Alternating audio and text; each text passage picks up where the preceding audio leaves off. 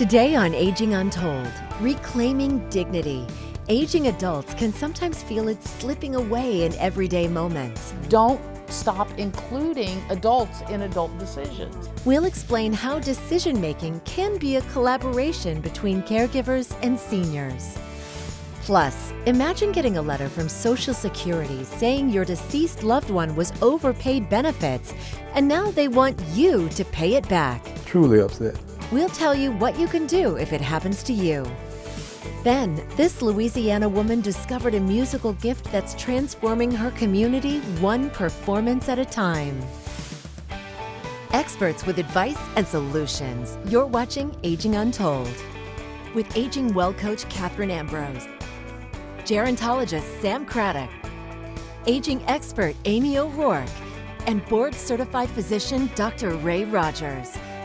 We're all getting older. It's about time we talked about it. Welcome to Aging Untold. As we age, our bodies change, our independence shifts, our abilities look different. But dignity, that fundamental respect for who we are, doesn't have to fade with time. The challenge is it slips away in the small decisions. A choice made for someone instead of with them. A tone of voice, the way we're seen. Sam, when we talk about dignity and aging, where does that conversation need to start? That conversation needs to start from the perspective of putting yourself in their shoes. Treat people the way you want to be treated. That golden rule should be running forever. And we've got this mindset that we can roll in and we can just save this person from being a human being. We're humans from the time we're born till the time we end. Dignity and respect should run from day one till the final sunset. And it would give our aged community so much more ability to ask for help if we gave help with the right dignity and respect along the way. You know, dignity is not doing everything yourself, but it is having a voice in what gets done. And so I teach this all the time. You know, we jump in and we talk about, like, hey, this is mom over here. You know, we need to talk about mom. No, we need to talk to mom. We need to talk to people that still have a voice, even if they have dementia and cognitive decline. Don't stop including adults in adult decisions. I think it's when they lose their independence, but you still have to look at how you treat them. And we so much as caregivers and family members, we want them to be safe. That's really what it's all about, right? But guess what? Being safe doesn't mean you don't take risks. They've been taking risks their whole life. They travel, That's they right. drive, they decide what they want to eat. All those come with a little bit of risk. So we cannot come in from the safety aspect and just take everything away from it because it leaves an all or not. We're not China dolls to put on a shelf. No, I remember after my surgery, my sister took care of me, and she would sit me up and she would say, now we're going to do this. Now I'm going to help you get on your socks. And she was walking me through, and I just felt so valued. And I think about that, like from the older person's perspective, to ask for what you need. I remember a very uncomfortable conversation I had with a staff member. She was calling me sweetie.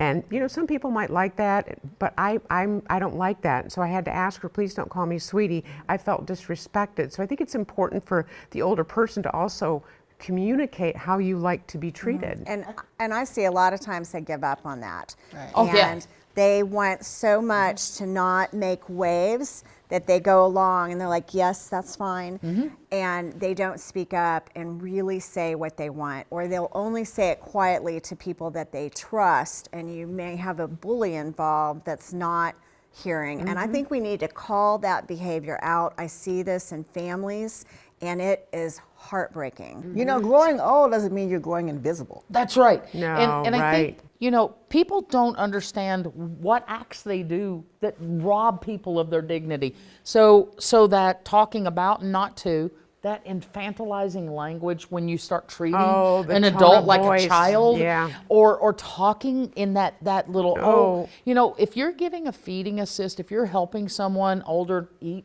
it's not fly the airplane in. We're not playing games Yeah, here. very- We're helping an adult who knew how to do this do something. And so rushing care task.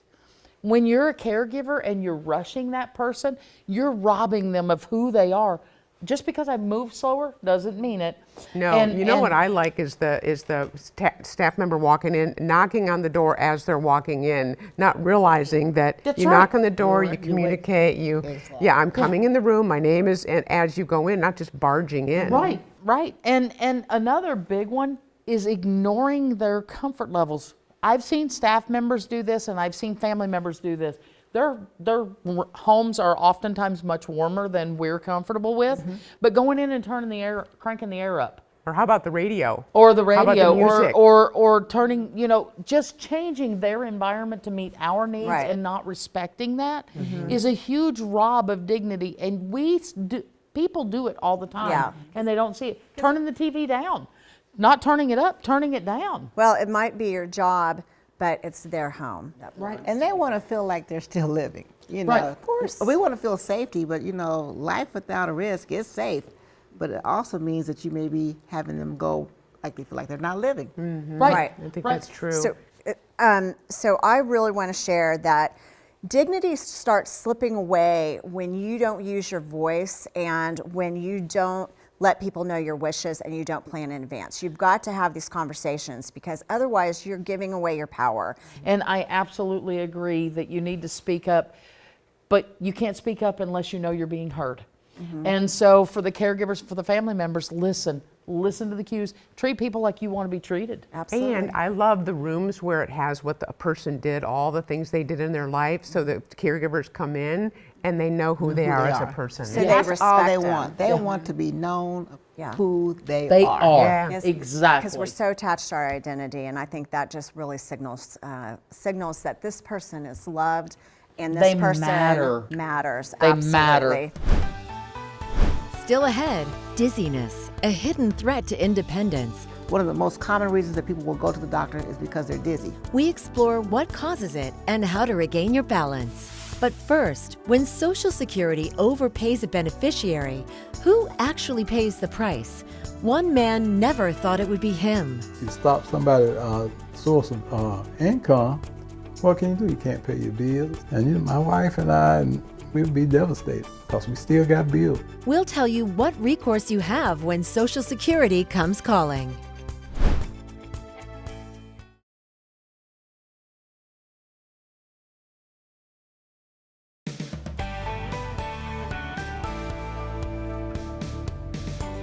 Social Security benefits are a lifeline for millions. But what happens when the government makes a mistake? When the Social Security Administration accidentally overpays benefits, it can eventually demand the money back, even from unsuspecting family members. Andy Perotti breaks down the impact and what to do if it happens to you. Let's see. As an amateur photographer, David Morgan knows the importance of focusing on what's important, This was a wedding that I did for a lady. documenting milestones and memories, including his baby brother, Dennis Morgan. The 58-year-old got sick and asked David to help manage his Social Security benefits. As a representative payee, he made sure his brother got his money. And when he approached me about doing this, I couldn't say no to him. When Dennis died, he says he notified the agency. The retired MARTA bus driver thought his responsibilities over his brother's benefits were done until he started getting these letters in the mail. Social Security writing it overpaid his brother $20,000, and it wanted David to pay it all back. What was your reaction when you saw that number? I was, livid. Yes, truly upset. What's more confusing? The letter said the agency overpaid his brother for years, since 2022, but records show David was his brother's representative payee just 9 months. If he didn't pay the agency back by August, the letter said his own benefits could be in jeopardy of getting cut off. How would that impact you? Oh, I'm devastated. Like anybody, if you stop somebody's source of income, what can you do? You can't pay your bills. And my wife and I, we would be devastated because we still got bills. It's a problem the Social Security Administration has known about for years. Through no fault of their own, we overpay them and then claw back in a rather brutal and summary way 100% of their check. When we reached out to Social Security, it sent us this website on how to resolve an overpayment. It breaks down how to file an appeal and explains the agency can go after living relatives for overpayments, writing, "If you die before you fully repay an overpayment, we may seek repayment from anyone who receives benefits based on your record." Within weeks of us reaching out to Social Security on David's behalf, he says the agency confirmed it made a mistake. He hopes his story will shed light on the impact of what he says is the agency's failure to fix a systemic problem. It's already hard enough to try to make a living on a fixed income. And when you have no income, it's like, hey, that's fear. You could lose everything. Wow, his brother was so young and he stepped in to help. I'm glad that it was made right, and that's awesome. The power of leverage. Right. But what about accountability? We teach everyone accountability. If I do something, I have to be accountable for it. If I make a mistake, I have to pay for it. Well, not in this situation, because it's the government, and so they made the mistake, and now you have to pay for it too. That's what she's saying. Yeah, I know. Sam. I know. I was making a pun Right. here. But I think what people don't realize always is Social Security won't talk to power of attorney. So really the only recourse a lot of people have is to become the representative payee, to talk to Social Security directly.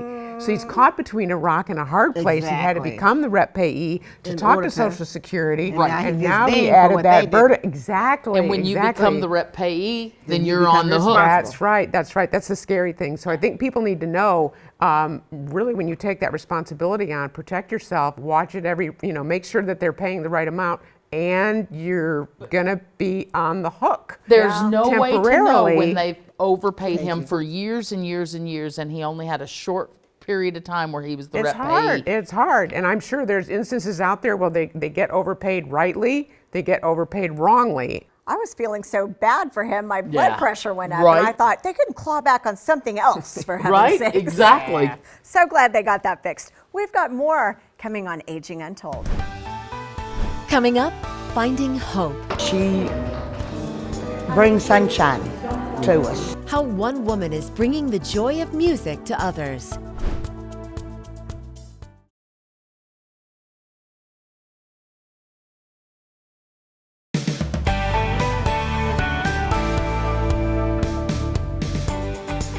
Welcome back.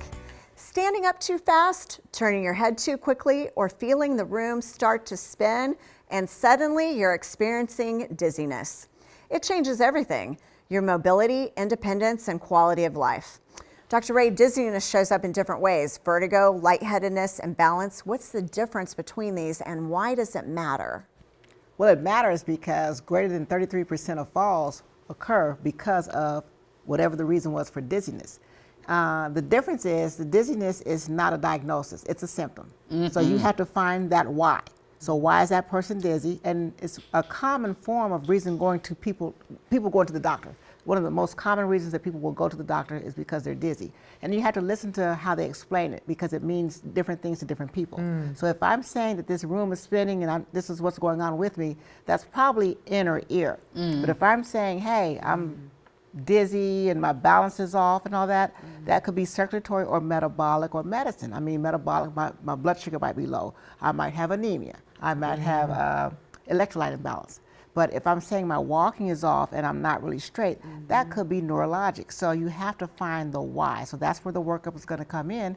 But in the end, greater than 33% will end up in a fall. So it's really important to find out. I love that you said that. 50% of people over 85 have some kind of dizziness and vertigo, so it's not a little thing.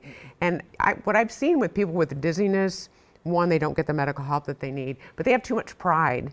They won't use the cane, they won't use the walker, they won't use someone's arm, and so that gets them into trouble. And so while you're getting treated for the dizziness or the vertigo, get the help so that you don't create the catastrophic event that completely changes your life. That's a real future self risk there where they're thinking, I don't want to be embarrassed, and Oh. they're not realizing that the fall could change it all. Yeah, the fall does. And you know, a lot of people think when you say dizziness that it is that room spinning, you know, hey, maybe I've partied too much, whatever kind of feeling in your head. But sometimes it's just the fogginess. Sometimes it's just a feeling of off. And it can be something as simple as your blood pressure meds need to be adjusted. It could be an infection that's actually causing it. So, you know, we always want to go back to those things. And I agree, we got to find the cause. But then we got to figure out, okay, how do we manage this while we're finding out? Because what we don't want is I'm dizzy and I'm waiting on that doctor's appointment, so now I'm going to have that fall. So using the walker and the cane, but there's that big, you want to, if you're sitting up, you want to sit for a second, let your blood pressure stabilize, then stand up. So there's that sit, stop, and stand, and don't do things quickly. Quick movements create dizziness and falls. Well, it's good for your back, it's good for everything. Yeah. That when you're pushing up from the bed, that you are supporting yourself, you're taking a beat. Get yourself just ready. Feet on the ground, then stand, and don't take off, stand and really make sure you're steady, and then go. This is so important. But our system could be off, our vestibular system could be off, and there are different exercises and treatments, therapies that could be used lots of help. to help straighten out your vestibular system. And use a walker or a cane. And then find the why. Yeah, Find the why. Find the why. Don't treat me for a circulatory when it's really my inner ear. Right. Right. It's not going to work. And don't laugh it off. It's really, it's serious. This is very Very serious. serious. All right, we'll be back with more on Aging Untold. Next, a melody in her head and a song in her heart. It's amazing what God has done for her. And we're really glad to see her. How one young woman is inspired to share her gift.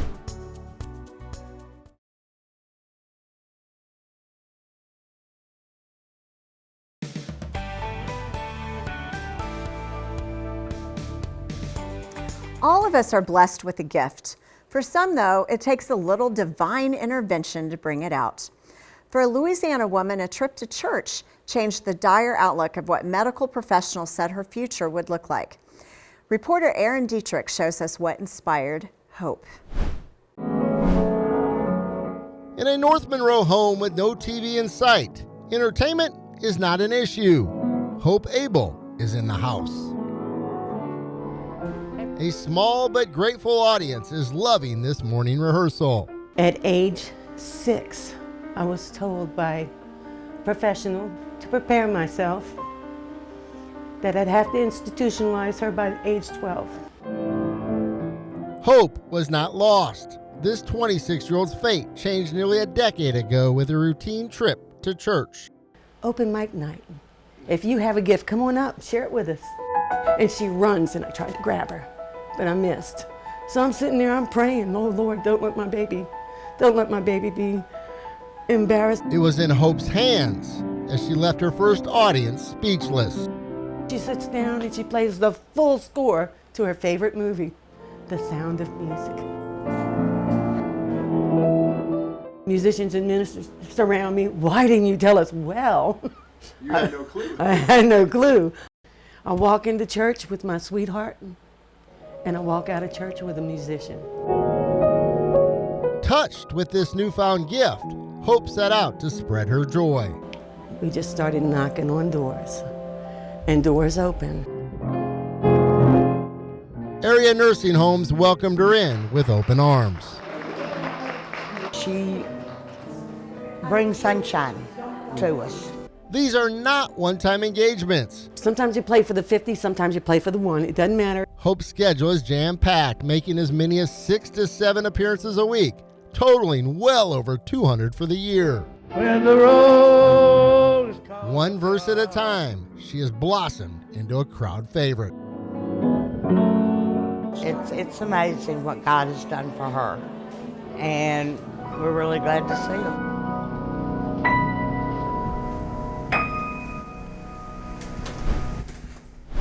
Hope brings sunshine. How about that? How about that? What a gift. I'm so glad she wasn't able to catch her. Yeah. Right. And she doesn't read music. That paper on that piano was just a list of songs. Right. So she's not reading. Every bit of that is by ear, and every bit of that is just by feel. They're going to institutionalize her by 12. And you knew the way she said that, she wasn't having it. Right. And then to watch the miracle just get shown to her, no institution, you're going to give love to others. Well, you know, we say, won't he do it? There you go, because she probably thought there was a lot she was going to have to do, and instead it was a miracle. But check this out. She already knew something because she named her Hope. Oh my gosh, There you of go. She course. named her Hope. Of course, of course. And didn't you love the bling, Catherine? Oh, I did. All of her, I just loved it. Oh, I her thought it just was sequiny, happiness, blingy. the red and the diamonds on her. I you love know. that she's sharing her gift with our aged community out in our senior communities. And that older gentleman, when the roll is called upon yonder, listening to him, I was like, all right, I don't know if you all were ready to sing with him, but I was. Hope bringing joy, I'm telling you. And know. who would appreciate it more? And music brings people together, and what a phenomenal story. That was a great Another story. example of that Beautiful. intergenerational. Intergenerational. And then as she ages, she has that gift to continue to share. And we're all getting older, and it's about time we talk about it. Until next time on Aging Untold. On the next Aging Untold, medication mistakes, weakness, and missed appointments can put seniors at serious risk after hospital discharge. So I tell people all the time, the hospital's just saved your life. The next 72 hours gets to determine if you're going to keep it. We're breaking down the vital signs to watch for and how to advocate for safe care.